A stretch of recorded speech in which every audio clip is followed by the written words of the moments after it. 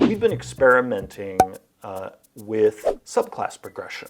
The normalization of the subclass progression, we're leaving it behind.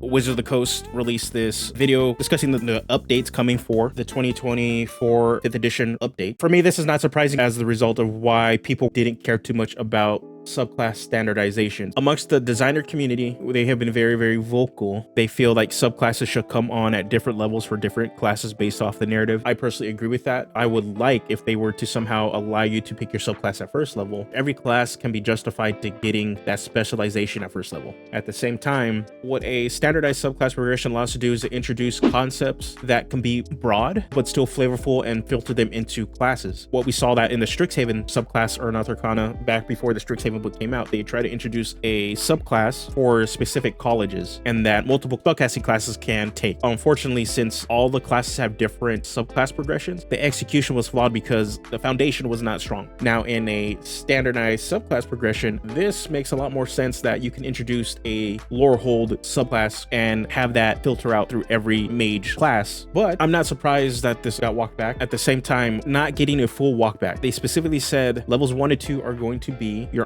onboarding levels, and everybody is okay with that. After level, you will be getting a subclass, and at the rate you get your subclasses will vary from class to class. But if that's the case where they're walking back and we're going to have subclass progression similar to what we currently have, that is a huge nerf to Rogue, and it kind of sucks for the Bard. Looking at subclass progressions for the Rogue currently still gets their subclass at 3rd level, but they don't get another subclass feature until 9th level. In the same case for the Bard. While it is very powerful for the Bard to get magical secrets at 10th level, they don't get an additional subclass feature at that level. Another thing though, if they're going to be completely reverting back, depending on how big this walkback is, the Xanathars and Tasha subclasses, their conversion to work with the update isn't going to be as much of work as we initially think it was. Obviously, there's still going to be some work to be had for like anybody that has a subclass at 1st and 2nd level. Those are going to probably have the heaviest conversion. But then if you look at like fighter, you look at rogue, you look at ranger, you look at paladin, anything that comes in at 3rd level, as long as subclass progressions